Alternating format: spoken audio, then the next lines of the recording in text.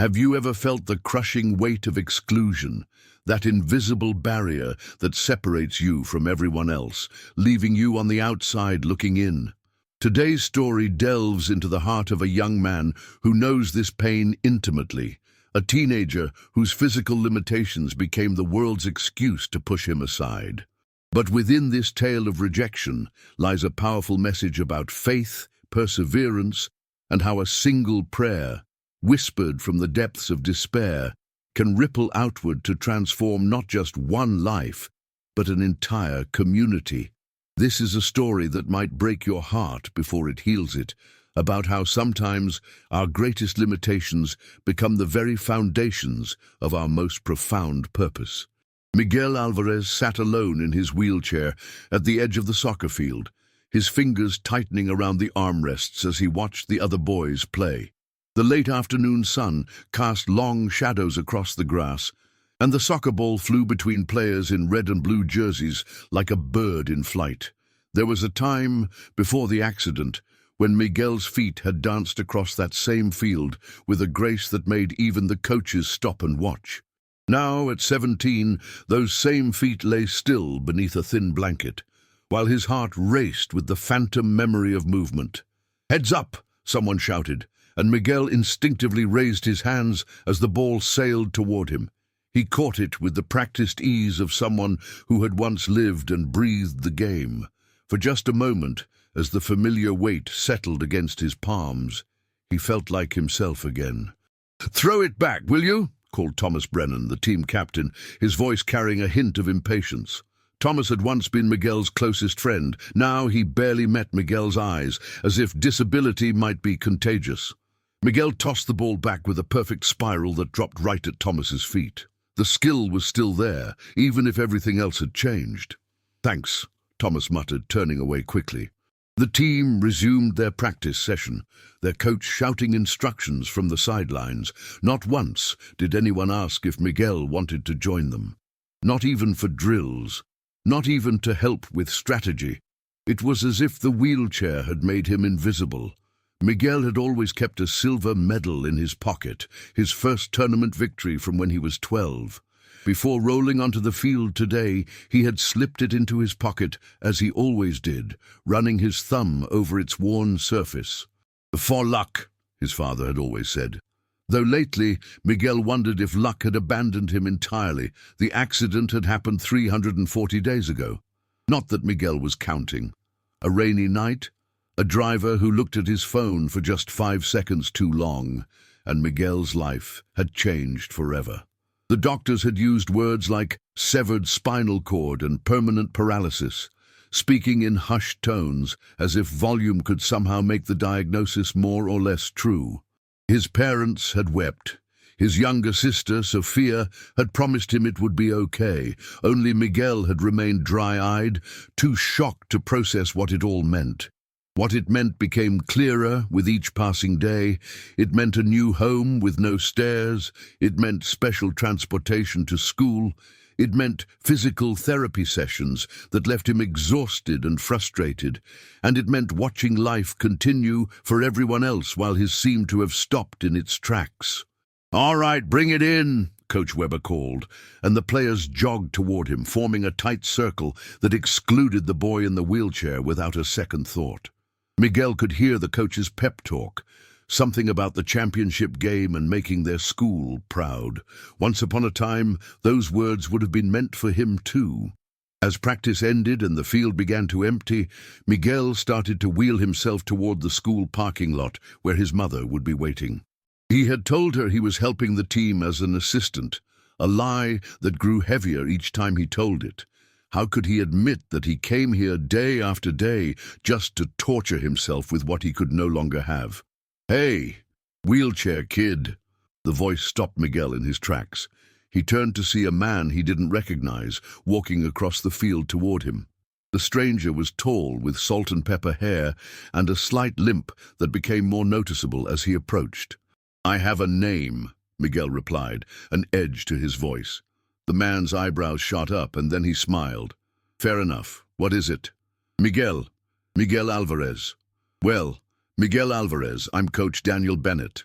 He extended his hand, and Miguel shook it after a moment's hesitation. "I'm taking over the team starting tomorrow. Dr. Weber's moving to another district." Miguel nodded, unsure why this information was being shared with him. "Good luck with that. I saw you catch that ball earlier. Nice hands." Coach Bennett studied him with an intensity that made Miguel uncomfortable. "You used to play?" "A lifetime ago." Miguel began to turn his wheelchair again. "Wait." Coach Bennett stepped in front of him. "I could use someone with game knowledge, someone who sees the field differently." Miguel laughed, the sound bitter even to his own ears. "They don't want me around. I'm a reminder of what could happen to them." Coach Bennett's face softened. "Maybe, or maybe they just need someone to show them differently." He pulled a card from his pocket and handed it to Miguel. "Think about it. Practice starts at 4 tomorrow." Miguel took the card automatically but said nothing as the new coach walked away. Once alone, he glanced down at the simple white rectangle. "Daniel Bennett, head coach," it read, along with a phone number. Miguel started to crumple it, then stopped. Instead, he slipped it into his pocket alongside the silver medal. That night, after a quiet dinner where his parents tried too hard to make conversation and Sophia chatted about her day at middle school, Miguel retreated to his room. The walls were still covered with soccer posters. He hadn't had the heart to take them down. Trophies lined his shelves, gathering dust like ancient artifacts from someone else's life. He pulled out a journal from his bedside drawer, something his therapist had suggested months ago. He hadn't written much, finding the exercise pointless, but tonight something compelled him to open it. September 12th. "I don't know why I'm writing this. Nobody will read it. Nobody would understand anyway. I went to practice again today, torture myself again, watch them play like I used to. A new coach showed up, offered me some kind of role with the team. Probably just feels sorry for me. Everyone does, beneath their discomfort. I don't want pity. I want my life back. I want to run again, feel the grass under my cleats, score a goal and hear everyone cheer. God, are you even listening anymore?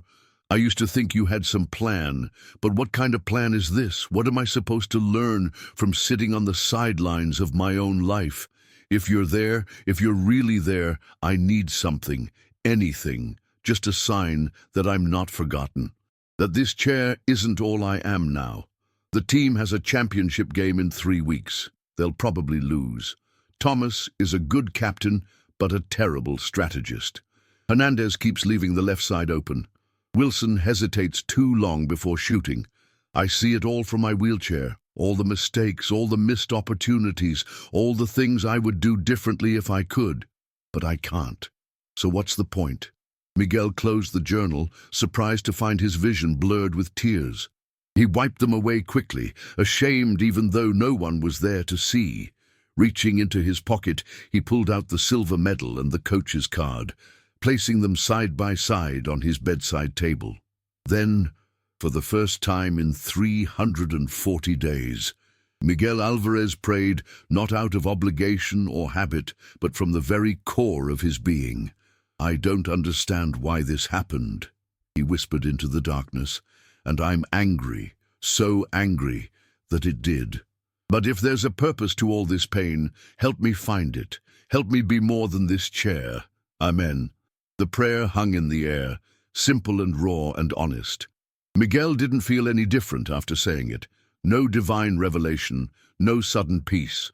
Just the same room, the same posters, the same reality. He switched off his light and closed his eyes, wondering if anyone had heard him at all. The next day, against his better judgment, Miguel found himself back at the soccer field at exactly 4 o'clock. Coach Bennett spotted him immediately and waved him over to where the team was gathering. Miguel could feel the stares as he approached, the uncomfortable shifts in posture, the averted gazes. "Listen up!" Coach Bennett called, his voice carrying across the field. "For those who haven't met him, this is Miguel Alvarez. From now on, he's our strategic consultant and assistant coach." A murmur ran through the team. Thomas stepped forward, confusion etched across his features. "No offense, coach, but what can he—" He cut himself off, but the unfinished question hung in the air. "Finish your sentence, Brennan," Coach Bennett said, his tone mild but his eyes sharp. Thomas flushed. "I just meant he doesn't even play anymore." "Neither do I," Coach Bennett replied. "Blew out my knee in college." "Does that mean I don't understand the game?" When Thomas didn't answer, he continued, "Miguel is going to help us see what we're missing. Now, divide into scrimmage teams. Miguel will observe and we'll debrief after." The players dispersed, some casting curious glances at Miguel, others deliberately ignoring him. Coach Bennett handed him a clipboard with the team roster and a diagram of the field. "Make notes," he said simply, before jogging out to direct the scrimmage.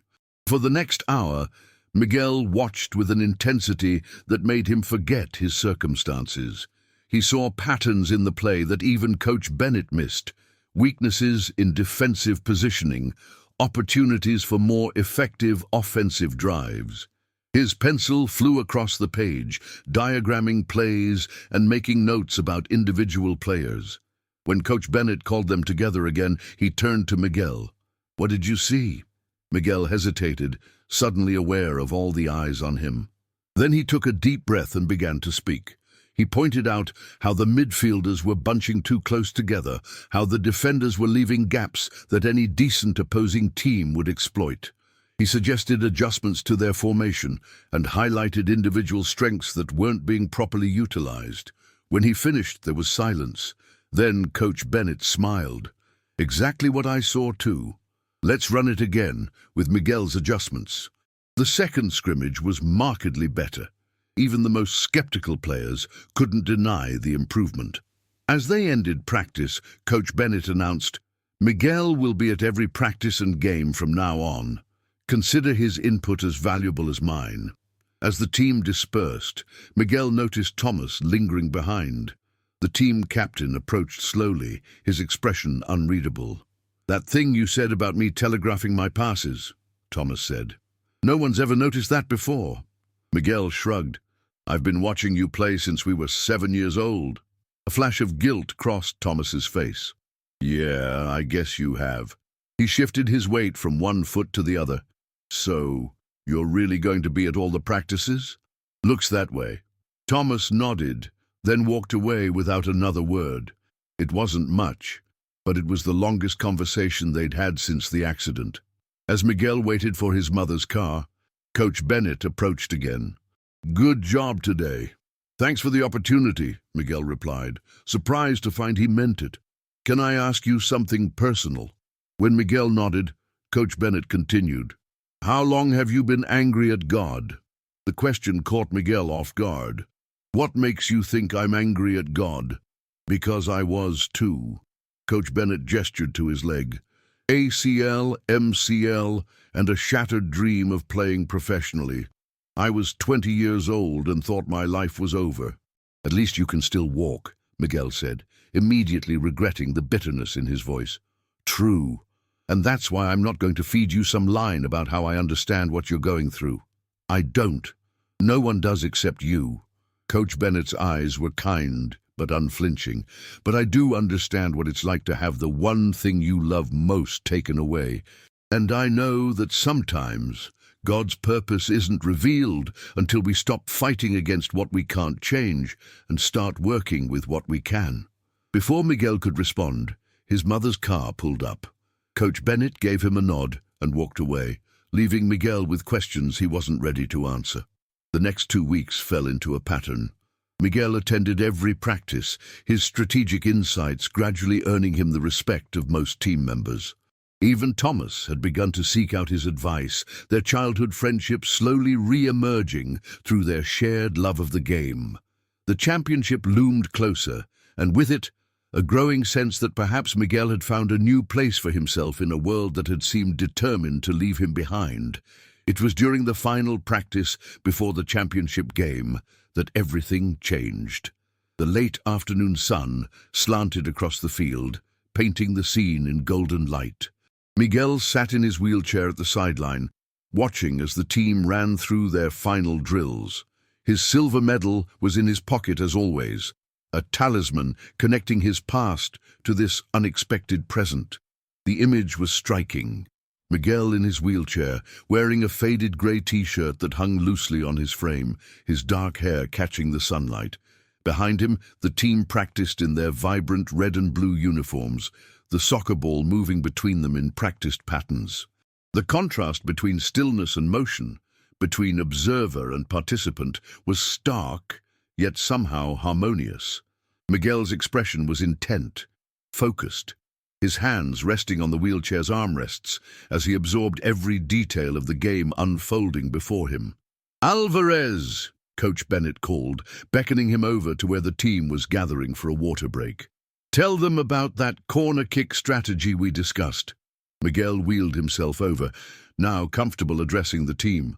"If Wilson takes the corner and aims for the far post, Thomas can come in from the blind side. Their goalkeeper always cheats toward the near post. I've been watching game footage." "You've been studying their game footage?" asked Hernandez, raising an eyebrow. Miguel nodded. "Every game from this season, their defense has patterns, weaknesses we can exploit." "That's actually impressive," Thomas admitted, exchanging looks with his teammates. As practice ended and the players began to disperse, Coach Bennett gathered them for a final word. "Tomorrow's the championship. You're ready. You've put in the work. But before you go, I think we should hear from the person who's contributed more to our strategy than anyone else." All eyes turned to Miguel, who felt a sudden tightness in his throat. "Just play the way you've been practicing," he said simply. "You've got this." The team nodded, a new respect in their eyes that Miguel had never thought he'd see again. As they headed toward the locker room, Thomas hung back. "Can we talk?" he asked, uncharacteristically hesitant. Miguel nodded, and Thomas sat down on a nearby bench, bringing himself to eye level with his former friend. "I've been a terrible friend," Thomas said without preamble. "After your accident, I didn't know what to say, what to do, so I did nothing, which was worse." "It's okay," Miguel started, but Thomas shook his head. "It's not. You needed friends, and I bailed because I was uncomfortable. Because every time I looked at you, I thought about how easily it could have been me in that chair." Miguel was silent for a long moment. "I thought you stayed away because you didn't think I was worth your time anymore, because I wasn't one of you." "God, no," Thomas said, looking genuinely horrified. "Never that. I was just scared and selfish." "Well, I wasn't exactly making it easy for people to be around me either," Miguel admitted. "I was pretty angry. You had every right to be." Miguel shook his head. "Being angry didn't help anything. It just isolated me more." He reached into his pocket and pulled out the silver medal. "Remember this?" Thomas's eyes widened in recognition. "The district championship. We were 12. You passed to me for the winning goal." "Best pass I ever made," Thomas said with a small smile. "You still carry that thing around?" "Every day. It reminds me of who I was." Miguel turned the medal over in his palm. "But lately, it's been reminding me of who I still am, underneath everything else. The accident took my legs, but it didn't take me." Thomas was quiet for a moment. "Coach Bennett's something else, isn't he? The way he just brought you in, like it was the most natural thing in the world." "Yeah," Miguel agreed. "There's something about him." He trailed off, thinking about the coach's own injury, his understanding of loss. "He told us something yesterday when you were reviewing game footage," Thomas said, "about how he lost his wife 7 years ago. Cancer. Said it nearly destroyed him, until he realized he had a choice, to let the loss define him or to let it refine him." Miguel felt a jolt of surprise. "He never mentioned that to me. He said everyone's got a wheelchair of some kind. Some are just more visible than others." The words settled over Miguel like a revelation, shifting something deep within him. Before he could respond, his phone buzzed with a text from his mother. She was waiting in the parking lot. "I should go," he said, tucking the medal back into his pocket. "See you tomorrow?" Thomas nodded, then impulsively held out his fist. After a brief hesitation, Miguel bumped it with his own, a small gesture that bridged years of distance. That night, Miguel found himself opening his journal again. September 26th, championship game tomorrow. The team is ready, more than ready. And somehow, incredibly, I'm part of it again. Not the way I planned, not the way I dreamed, but I'm there. My voice matters, my insights matter. I had a real conversation with Thomas today, first one since the accident. He's been afraid all this time, not of me, but of what happened to me. I guess we're all afraid of something. Coach Bennett lost his wife, cancer. Everyone's got a wheelchair, Thomas said. He told them. I can't stop thinking about that, about how maybe we're all broken in some way, all limited, all struggling with things people can't always see. I'm still not sure about God's plan in all this, still not sure there even is one, but I'm starting to think that maybe the point isn't to understand the plan, but to find purpose even when the plan makes no sense. To keep moving forward, even when the path looks nothing like what you expected. I'm going to take the medal to the game tomorrow, not as a reminder of what I lost, but of what I found. A different way to be part of the team, a different way to matter. And maybe that's enough for now. The championship game dawned clear and cool, the kind of perfect fall day that seemed designed for soccer. Miguel arrived early with Coach Bennett, who had offered him a ride. The stadium was already filling with spectators, parents and students and faculty members, all buzzing with excitement. Nervous? Coach Bennett asked as they made their way toward the field. A little, Miguel admitted, but not for me, for them. They're as ready as they'll ever be, thanks in large part to you. Coach Bennett parked himself on the bench beside Miguel's wheelchair. Can I tell you something I haven't shared with the team? Miguel nodded. This is my last season coaching. The doctors found something in my last scan that they don't like. I'm starting treatment next month. The words hit Miguel like a physical blow. Coach, I don't know what to say. Nothing to say. It is what it is. Coach Bennett's expression remained calm. But it's made me think about legacy, about what we leave behind. I wanted my last season to mean something beyond just winning or losing. Miguel suddenly understood. That's why you approached me that day. Partly, Coach Bennett acknowledged, but mostly because I saw something in you that reminded me of myself at my lowest point. That same anger, that same sense of injustice, and I wanted to show you what took me years to learn, that sometimes our greatest contributions come from our deepest wounds. Before Miguel could respond, the team began to arrive, their nervous energy palpable. Coach Bennett stood, giving Miguel's shoulder a brief squeeze before going to meet them. The game was the most intense Miguel had ever witnessed, even from his years of playing. Both teams were evenly matched, trading possession back and forth without either gaining a decisive advantage. By halftime, the score remained 0-0, and the tension in the air was thick enough to touch. In the locker room, Coach Bennett deferred to Miguel, who walked the team through adjustments based on what he'd observed in the first half.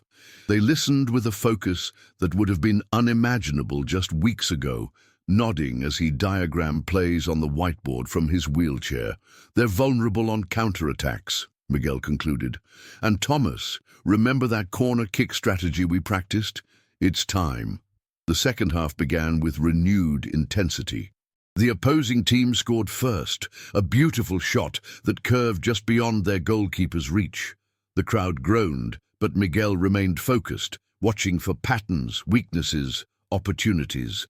With 15 minutes left and still down by 1 goal, Coach Bennett called for the corner kick they had practiced. Thomas caught Miguel's eye from the field and nodded.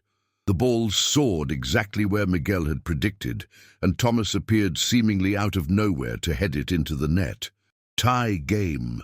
The crowd erupted, and for a moment Miguel felt the old familiar rush, the thrill of a perfect play executed exactly as planned. His strategic mind had accomplished what his body no longer could. As the final minutes ticked down, Miguel noticed the opposing team shifting their formation, leaving a vulnerability he hadn't seen before. He quickly wheeled over to Coach Bennett, pointing it out urgently. "Hernandez!" Coach Bennett called. "Switch positions with Wilson, now!" The players made the adjustment without question, trusting the instruction implicitly. With just 2 minutes remaining, The change paid off. Hernandez, now positioned exactly where Miguel had suggested, intercepted a pass and sent the ball flying to Thomas, who scored the winning goal just as the final whistle blew. The stadium exploded with cheers. The team rushed the field, embracing each other in a tangle of limbs and euphoria. Miguel watched from the sideline, a complex mixture of emotions washing over him: joy, pride, a touch of wistfulness, and something else he couldn't quite name. Then Thomas broke away from the celebration and ran toward him. Before Miguel knew what was happening, Thomas was behind his wheelchair, pushing him onto the field, into the heart of the celebration. The team surrounded him, chanting his name alongside Coach Bennett's, acknowledging that this victory belonged to all of them. In the midst of the chaos, Miguel reached into his pocket and felt the familiar shape of the silver medal. But for the first time since the accident, he didn't need to hold it to remember who he was. The following Monday, Miguel wheeled himself into the school gymnasium, where a special assembly had been called to honor the championship team. As he entered, he was surprised to find Thomas waiting for him. "We saved you a spot," Thomas said, gesturing to the front row where the rest of the team was already seated. Miguel nodded, touched by the gesture. As he took his place among his teammates, Principal Walton approached the microphone. "Today, we celebrate not just a championship victory, but the extraordinary spirit of teamwork and perseverance that made it possible," she began. "And while every member of this team contributed to their success, two individuals deserve special recognition." She called Coach Bennett to the stage first, praising his leadership and innovative approach. Then, to Miguel's shock, she called his name as well. Miguel Alvarez demonstrated that true contribution to a team goes beyond physical ability. His strategic insights, his dedication, and his courage in the face of adversity inspired not just his teammates, but our entire school community. As Miguel wheeled himself to the stage, the entire auditorium rose in a standing ovation. He felt a lump form in his throat as he looked out at the sea of faces, his parents wiping away tears, Sophia jumping up and down, his teammates cheering louder than anyone. Principal Walton presented him with a plaque that read, "For extraordinary contribution and indomitable spirit." As Miguel accepted it, Coach Bennett leaned down and whispered, "Remember what I said about God's purpose? I think you're starting to find yours." After the assembly, as students filed out of the gymnasium, Coach Bennett pulled Miguel aside. "I've been talking with the athletic director. We want to create an official position for you, strategic coach for all the school's teams, paid position, with a budget for game analysis software." Miguel stared at him in disbelief. "Are you serious?" "Completely. Your insights aren't just valuable for soccer, basketball, baseball, volleyball. They could all benefit from your analytical mind." "I don't know what to say." "Say yes," Coach Bennett replied simply, "and then help me train my replacement before I start treatment."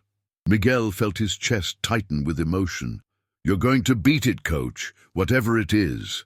"I plan to," Coach Bennett said with a small smile. "But either way, I'll know I left something important behind." He glanced toward the team who were waiting by the door. "They need you, Miguel, not despite your wheelchair, but because of everything you've become while sitting in it." That evening, Miguel sat in his room, the plaque from the assembly propped against his trophies. He pulled out his journal one more time. October 1st. 3 weeks ago, I sat on the sidelines and wondered if anyone even saw me anymore. Today, an entire school stood and applauded what I've contributed from this wheelchair. The same wheelchair that I thought had taken everything from me has somehow given me a new purpose, a new way to be part of the game I love. Coach Bennett has cancer. He didn't say what kind, but I could see in his eyes that it's serious. He talks about legacy, about what we leave behind. I think about my prayer that night, the one where I asked for a sign that I wasn't forgotten, that this chair wasn't all I am now. Was this the answer? Not a miracle that would let me walk again, but a path to meaning that I couldn't have found any other way? Thomas and I are friends again. Real friends, not just out of pity or obligation. The team listens to me now, respects what I have to offer. And the school wants me to coach, officially, for all the sports teams. I still don't understand why the accident happened. I still have days when the loss feels unbearable. But then I remember what Coach said about everyone having a wheelchair of some kind, about how our greatest contributions often come from our deepest wounds. The silver medal sits on my desk now, not in my pocket. I don't need to carry it anymore to remember who I am. Because I'm beginning to understand that I'm not just who I was before the accident, or who I became after it. I'm both, and something more. Something still emerging, still growing, still becoming. I don't know if that prayer changed anything, or if change was already happening and I just needed to be open to it. But I do know this. I'm not invisible anymore, not to others and not to myself. And maybe that's what faith is. Not understanding the whole plan, but trusting that there is one, even when all you can see is the next small step forward. Miguel closed the journal and wheeled himself to the window. Outside, the sun was setting, painting the sky in brilliant shades of orange and pink. In the distance, he could see the soccer field where everything had changed. His phone buzzed with a text from Thomas. Team meeting at my house tomorrow. Strategy for next season. Coach says you're in charge. Miguel smiled and typed back, I'll be there. He slipped the phone back into his pocket, his fingers brushing against the space where the silver medal had been for so long. He didn't need it anymore. The past was still part of him, but it no longer defined him. What defined him now were the choices he made each day, the contributions he offered, the person he was becoming.